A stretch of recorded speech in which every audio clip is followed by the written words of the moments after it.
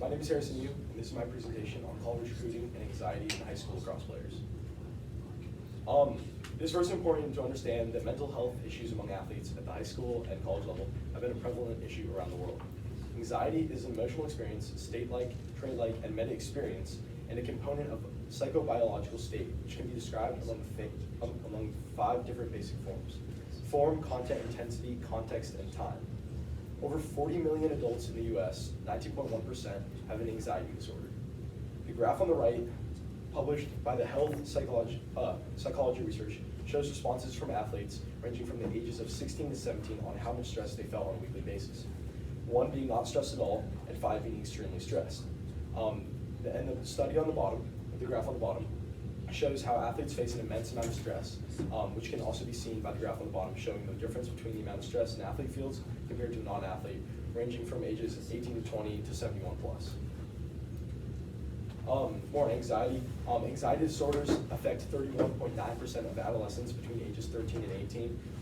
Research shows that untreated teenagers with anxiety disorders are at higher risk to perform poorly in school, miss out on social experiences, and engage in substance abuse, according to the ADAA. And then more background on what I'm diving into for the recruiting process for lacrosse. The recruiting process for lacrosse starts on September 1st of an athlete's junior year. It is a very long and stressful process.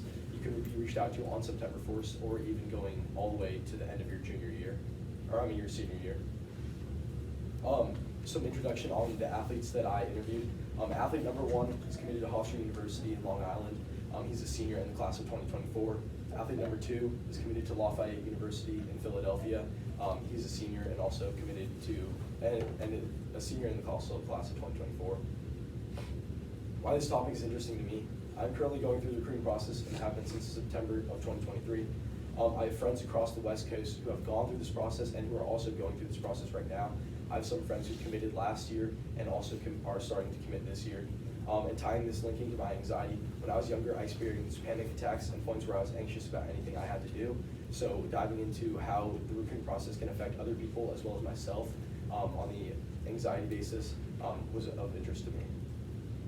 This leads me to my question: how does college recruiting affect anxiety levels in high school lacrosse players? A study by Arlene Kunnick shows that when physical symptoms of anxiety are too high, they can interfere with their ability to compete. Moreover, negative thought patterns and expectations of failure can create a self-fulfilling prophecy, which means that you can expect yourself to do better than you actually do on the field, and you can feel bad about how you end up performing.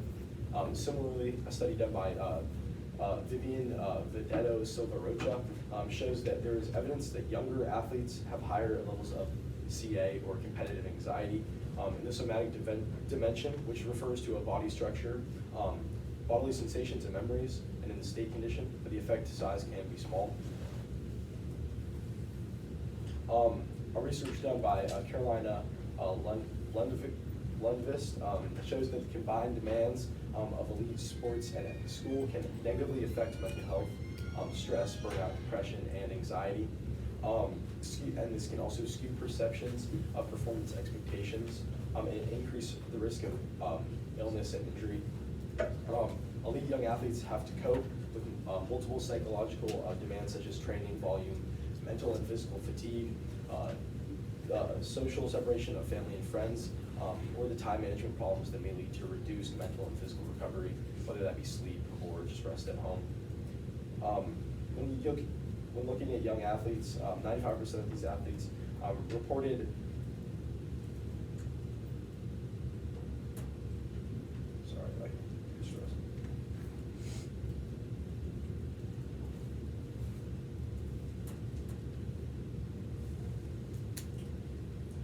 we'll dive into my methods. To conduct my research, I used a semi-structured interview at first to conduct with the 2 athletes. These interviews were recorded on an iPhone, and they were transcribed and held in a Google document. Then they were printed out and written and transcribed by hand. The athletes were asked to sign consent forms, and these consent forms were held by me personally, and I kept them at home so that they were concealed and no one would be able to access them. To conduct research on myself, I used a narrative inquiry, which records the experiences of a small individual or an individual or a small group, revealing the lived experience of particular perspective of that individual. usually primarily through interview, which is then recorded and ordered into a chronological narrative. I had a list of 15 questions where I answered myself, and then I also just went on and told the story about how my process was going, and then recorded thoughts and feelings that I had throughout the process from the date that we started this research project to now. It is often recorded as a biography, life history, or in the case of older or ancient traditional history, oral history, which is what I ended up doing myself. In the athletes' responses, including my own, I identified the respondents that are experiencing any of the following: feeling restlessness or on edge, being irritable, getting tired easily, having difficulty concentrating, or feeling that your mind goes blank. My results: athlete number 1, a senior in high school, showed signs of stress and anxiety throughout his recruiting process. He stated that he had trouble sleeping, and although he was nervous about what was going to happen, he believed that everything would happen for a reason. Additionally, athlete number 1 recognized being jittery and on edge during the process, especially in the beginning of the recruitment process, whether that be leading up to the day of September 1st or immediately after.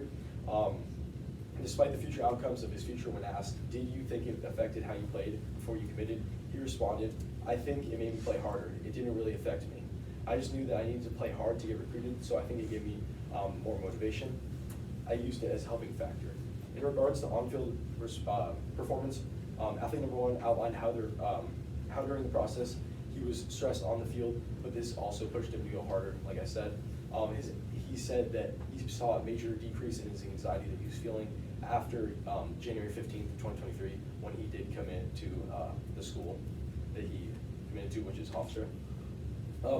Athlete number 2 results. Not all questions were the same compared to athlete number 1 due to the semi-structured interview.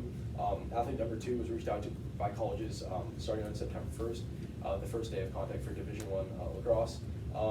He was asked how he felt leading up to the date and how he felt once the recruiting process started. Athlete number 2 stated that at first mentally you're pretty excited because you see all the opportunities, but I mean you're definitely anxious because you never know what schools are going to reach out. He then describes the process by saying mentally it's kind of a roller coaster. You're riding through the highs and lows. He then described that he felt that he had increased self-criticism. He remembered a time when he didn't do very well on a test, even though it might have been in his mind like it wasn't a good grade in his mind, but in reality it was a high B, a low A. And then his anxiety, similar to athlete number 1, ended on November 11th, 2024, which is when he committed to Lafayette.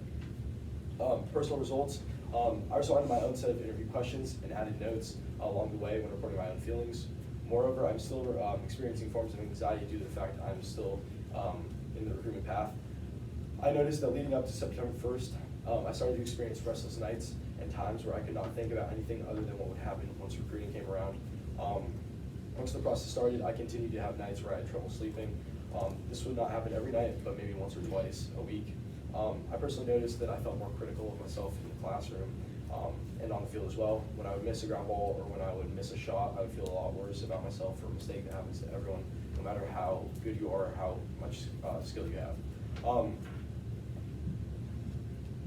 Results from themes that I found from the results. After conducting the interviews and transcribing everything that was said from the interviews as well as myself, I found 5 different themes. Sleeplessness was evident throughout all 3. All athletes were contacted on September 1st. More critical of mistakes on the field, more critical of mistakes off the field, and jittery or on edge after the process started. Being restless and experiencing less sleep was evident in myself, and this can be attributed to the fact that I was not personally contacted by college coaches on September 1st compared to my counterparts, athletes number 1 and athlete number 2. People who are plagued with worry often ruminate about their concerns in bed, and anxiety at night can keep them from falling asleep. According to SUNY in 2023, this also can lead to self-criticism. My discussion continued. All athletes interviewed, including myself, are critical of how they do on and off the field, whether that be before the recruiting process started or right now. Athlete number 1 and athlete number 2 saw the added stress as a driving force to do better in practicing games. I also saw this stress and pressure to help me push and prove that I deserve to go to the school that I wanted to go to. All athletes interviewed noticed that despite them already being hard on themselves, they felt as if they were harder on their grade and on-field activities after the process started. The added self-criticism was most likely to occur based on the fact that the recruiting process brings increased stress. And then increased self-criticism has been seen to come from levels of anxiety, depression, in this case anxiety. And this is a picture of the different types of anxiety symptoms that I looked for when conducting my research. My limitations and implications. My main limitation was time. With deadlines and due dates, I wasn't able to conduct all the interviews I would have liked to. It was hard to find time to interview with busy schedules of high school students, as well as myself trying to get all my recordings down and everything that I needed to write down on a daily basis. More time, I feel like, would equal more athletes interviewed, as well as like a deeper understanding of how I was feeling. It'd be possible to dig into deeper effects that the recruiting process could have, and then a wider range of participants, whether that be a set of females, because it was only conducted in all-male school, or across the country, maybe on the East Coast. Conclusion, these players are not considered highly recruited in the lacrosse world, and further research should be and could be done to see the difference in the levels of anxiety of a highly recruited and ranked player compared to the athletes that were interviewed, such as myself and the athletes number 1 and 2. This research would provide an insight to the clear effect that the recruiting process can have on a student athlete. Also starting this research at the start of the process, rather after the process already started for these 2 athletes, or in the middle of my process, such as myself, would have and taking note of the feelings that they could have could help the study have more depth and be more descriptive. I originally planned on interviewing 3 high school lacrosse players and maybe 4, but with time I was only able to conduct interviews with 2 players. Thank you.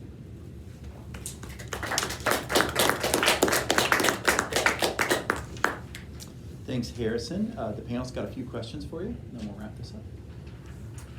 How did you determine which results generated by your research method were most important in informing your new understanding?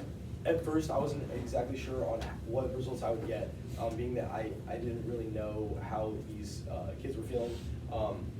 But I think the results that were most prevalent to me were the results saying that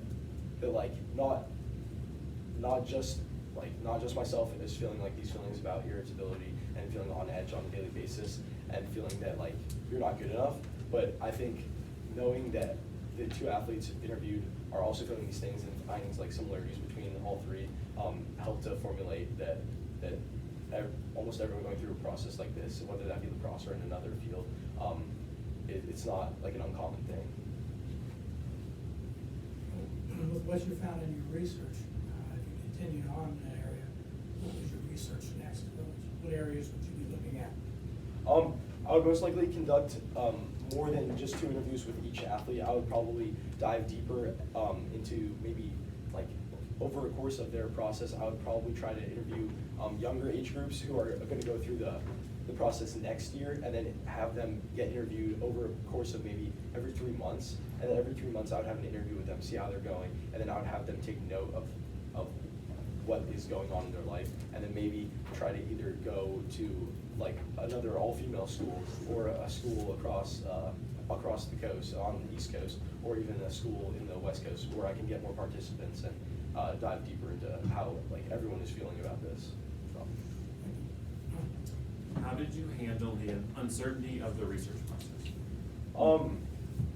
I think just going into it, being super interested in this topic, I didn't really know how it was going to go. I didn't know how I was going to feel throughout it when doing my narrative inquiry, and then interviewing the players. I think it's kind of a tough topic, especially to feel, or to explain how you're feeling. I think not knowing what was going to happen it made it a fun process to where I could learn more about myself, as well as the 2 athletes who were interviewed. Thanks, Harrison.